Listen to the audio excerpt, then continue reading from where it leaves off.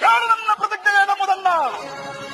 ನಿನ್ನನ್ನ ದೇವಾನು ದೇವತೆಗಳೇ ನಿನ್ನನ್ನು ರಕ್ಷಣೆ ಮಾಡಿದರು ಸರಿಯೇ. ಆ ನಿನ್ನ ಸತ್ಯ ಕರ್ಮಗಳು ನಿನ್ನನ್ನು ಶಾಶ್ವತವಾಗಿ ಉದ್ಧಾರ ಮಾಡಿದರು ಸರಿಯೇ. ಆ ಮಹಾಲಕ್ಷ್ಮಿಯು ಸದಾ ನಿನಗೆ ಬೆಂಗಾವಲಾಗಿ ಕಾದು ನಿಂತರೂ ಸರಿಯೇ.